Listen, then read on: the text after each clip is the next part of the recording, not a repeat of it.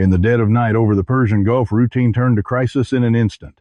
The USS Nimitz carrier group, symbol of American naval power, suddenly faced a sophisticated and overwhelming assault. Waves of high-speed YJ-91 anti-radiation missiles streaked in low and fast, designed to blind radar systems and strip away the fleet's ability to see and defend itself. What began as a normal patrol rapidly became a calculated test of saturation tactics, precision targeting, and psychological pressure.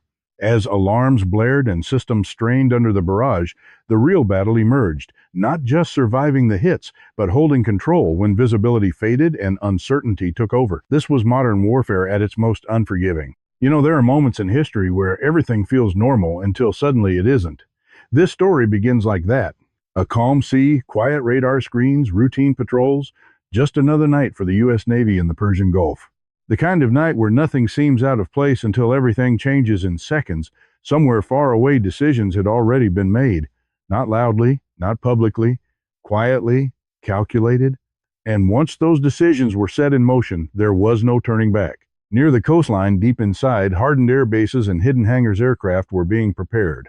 Not the usual patrol jets. These were configured differently, armed with something designed for a very specific purpose: the YJ-91 missile. Now here's the thing, this isn't just any missile. It's fast, extremely fast, reaching speeds around Mach 3 or more, and designed to hunt radar systems or strike ships directly. That means it doesn't just hit targets, it blinds them first. And that's what made this moment so dangerous, because this wasn't about a simple strike, this was about shutting down the eyes and ears of an entire fleet. Out at sea, the USS Nimitz carrier group was operating like it always does: layered defense, advanced radar, constant surveillance. On paper, one of the most protected military formations on Earth. Nothing unusual, nothing alarming, until the first signal came in. At first, it didn't even make sense. Multiple fast-moving contacts, low altitude, high speed. The radar operator paused, then the report came again, slower this time. We had incoming. And suddenly the comm disappeared, because this wasn't one or two targets. This was hundreds, and more than too many to count clearly. What they were seeing wasn't a normal attack pattern. It was coordinated, layered, designed to overwhelm. Within minutes, alarms started echoing across the carrier group. Pilots rushed toward their aircraft. Command decks lit up with activity. Defensive systems powered to full capacity. And then the one thing no one ever wants to hear in that situation became clear. These are anti-radiation signatures. That's when it hit them. This wasn't just about hitting ships. This was about taking away their ability to defend themselves, because anti-radiation missiles, they don't just aim for ships. They aim for the radar systems guiding the defense. The more you try to see them, the more you expose yourself. Think about that for a second. The very system designed to protect you becomes the thing that gets targeted first. And now that system was under attack. The first wave came in fast. Too fast. Defensive systems responded immediately. Interceptors launched. Close-in weapons activated, but something fell off. Missiles weren't coming from one direction. They were coming from everywhere, low over the sea, barely visible. Some climbing high before diving down, others skimming just above the water surface, exactly how these missiles are designed to avoid detection until the last moment. And then impact. Not one, multiple. Destroyer on the outer edge of the formation took the first hit, not catastrophic, but enough to knock out key radar systems, which made it vulnerable, and that's when the second wave hit. On the carrier deck of the USS Nimitz, operations turned into controlled chaos. Jets were being moved, commands shouted, systems recalibrated. But the problem wasn't just the attack anymore, it was confusion. Because once your radar starts going dark, you're no longer seeing the battlefield clearly. You're reacting, guessing, hoping. We were losing track and we couldn't lock them all. And that's when the realization began to spread. This wasn't meant to be stopped completely. It was meant to overload, to break coordination, to force mistakes. Some interceptors found their targets lighting up the sky with distant explosions, but many didn't, because when you're dealing with sheer numbers, even the best defense starts to thin out. And then, for a brief moment, there was a gap, a small one, but enough. A group of missiles slipped through, closer, closer, and suddenly the focus shifted to the one ship everyone was watching, the USS Nimitz. You could feel it even without seeing it directly, like you could feel the tension building toward that single point, because if that ship was compromised even partially, it wouldn't just be damage. It would be a message, a global one. It became clear they were going for us. For a few seconds after those words, everything felt like it slowed down. Not because time actually changed, but because everyone on that deck understood exactly what it meant. They were going for us. That wasn't panic. That was clarity. Because when a carrier like the USS Nimitz becomes the focus, the entire situation shifts. It's no longer just about defense, it's about survival, symbolism, and what the world is about to see next. On the command deck, voices overlapped, but they weren't chaotic. They were sharp, controlled, fast. Reroute all defensive tracking to priority sectors. Get those aircraft off the deck now. Close-in systems full auto, don't wait for confirmation. And then something interesting happened. Some radar systems went silent. Deliberately, because they had to. That's the trade-off with anti-radiation threats. If you keep your radar active, you paint a target on yourself. If you shut it down, you lose visibility. Either way, you're exposed. So now, decisions weren't just tactical, they were instinctive. Out on the edges of the carrier group, smaller ships began repositioning, trying to create overlapping defensive zones without fully relying on radar. It wasn't perfect, but it bought seconds. And right now, those seconds mattered more than anything. Above the waterline, the sky lit up again. Interceptors chasing incoming signals, bursts of light marking successful hits. But there were still too many. Always too many. The question was how many had gotten through. No one answered immediately because no one had a clear number. And that uncertainty was worse than any confirmed count. Then came the shift. The missiles that had slipped through the defensive net weren't behaving randomly. They adjusted, corrected, locked in. You could almost feel the precision behind it. This wasn't luck. This was planning. On the deck, crew members braced as alarms shifted tone, closer, sharper, more urgent. Impact window seconds.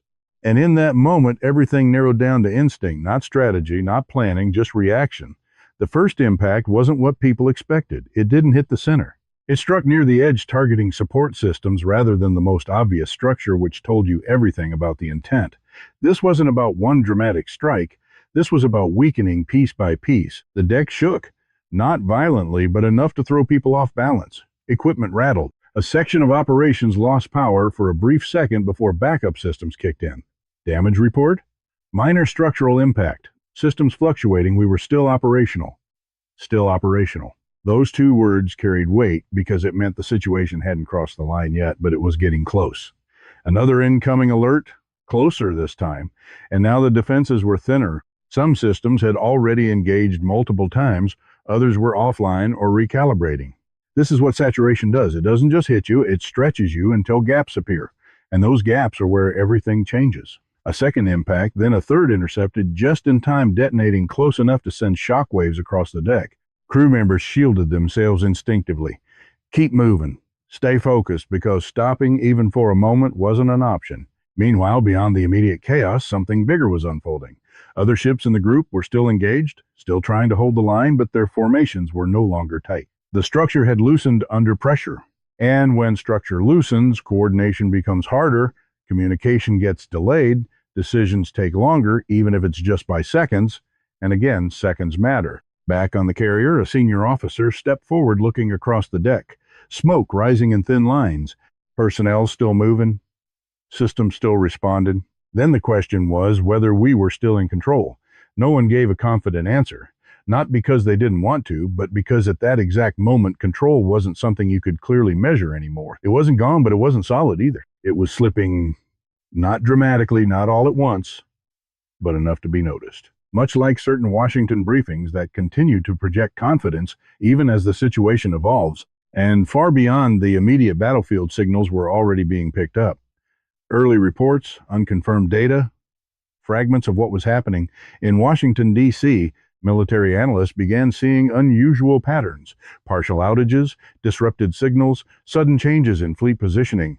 No full picture yet, but enough to raise concern. The kind of developing situation where public statements usually emphasize that the situation remains fully under control. Back in the Gulf, the intensity didn't spike again. It didn't need to, because the objective of this phase wasn't total destruction. It was pressure, sustained, calculated, relentless. And now the question wasn't just whether the carrier could withstand it. It was something deeper, something bigger. How long could it hold before the situation forced a decision that went beyond the battlefield? You know what's strange about moments like this? It's not always the explosions or the alarms that define them. It's the pause in between.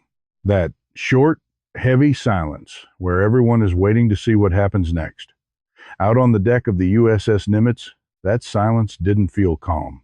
It felt loaded, like something was still coming even if you couldn't see it yet. Because deep down, everyone knew this wasn't over, not even close. Inside what remained of the command systems, teams were working with partial data. Some screens active, others flickering or completely dark. Communication lines were patchy, switching between backup channels and manual relays. And that changes everything. Because once your systems are no longer fully reliable, every decision starts carrying doubt. Confirm those tracks again. We were not clear. We had intermittent signals and could not verify full clearance. That word intermittent is the kind of word that makes people uneasy in a situation like this, because it means you're not blind, but you're not seeing clearly either, and that's where mistakes happen. Out beyond visual range, something new was forming. Not as fast as the first waves, not as overwhelming, but deliberate. A second phase. Not louder, smarter. Instead of overwhelming numbers, this wave came in smaller clusters, harder to detect, more precise. And by now, the defenses weren't at full strength anymore. Some systems had already been pushed to their limits. Others were operating on backup protocols, and some were simply offline. On board, a technician leaned over a console with frustration in his voice. We were cycling systems too fast. We were burning them out, but there wasn't a choice. You either keep them running or you lose your edge completely. And out there, just beyond what the damage sensors could clearly track, the incoming signals adjusted again. Slightly different angles, slightly different speeds, testing, probing, looking for whatever gaps had opened up. And eventually they found one. The next impact didn't feel like the earlier ones. It was sharper, more direct, not widespread disruption, focused effect. A key section of the carrier's operational capability took the hit. Not enough to completely disable it, but enough to shift the balance. Lights dimmed again, systems lagged. For a moment, just a moment, the flow of coordination slowed. And that moment mattered. Because in high-pressure environments, even a few seconds of hesitation can ripple outward. Reroute now. We were trying. There were delays. Systems weren't syncing. That's when you start to see it. Not panic, not collapse, but strain. Real strain. The kind that doesn't break everything instantly, but makes everything harder. Across the carrier group, other ships were feeling it too. Not all were hit the same way. Some were holding better than others, but none of them were untouched by what had just happened. And more importantly, none of them had a complete picture anymore. Because once coordination starts to fragment, even strong positions begin to feel uncertain. Back on the carrier deck, operations had slowed, but not stopped. Aircraft movement was more cautious now. Commands were repeated more often just to be sure they were heard correctly. And people started relying less on systems and more on each other. You could see it in the way they moved, less automatic, more deliberate, because now every action carried more weight. Meanwhile, far from the immediate scene, the situation was starting to take shape in pieces. In Washington, D.C., the updates coming in weren't dramatic, but they were concerning. Degraded operational capability, partial system disruption, carrier group still active but under sustained pressure. Those words don't sound catastrophic, but in military language they carry meaning, because they suggest something important. The line hasn't been crossed, but it's being approached carefully, gradually, and that's what makes it dangerous. Because when things happen gradually, decisions become harder. Do you escalate? Do you hold? Do you respond? Or wait? And every second you spend deciding, the situation keeps evolving. Similar to how complex choices are often presented in optimistic briefings while events continue to evolve, back in the region, the pace slowed again. Not because the threat was gone, but because the objective of this phase had been achieved. Pressure had been applied, systems had been tested, limits had been revealed. Now came the part that doesn't show up on radar screens, the psychological shift. Because once a force realizes it's being studied, not just attacked, everything changes. One officer standing near the edge of the deck looked out over the water, quiet again, at least on the surface. Then the realization came. They were not just hitting us. There was a pause. They were shaping how we react, and that's when it really sinks in. This isn't just about firepower. It's about control. Not physical control of space, but control of tempo, of decisions, of what happens next. And right now, that control was no longer one-sided, a reality that some optimistic narratives prefer to present as still firmly in hand.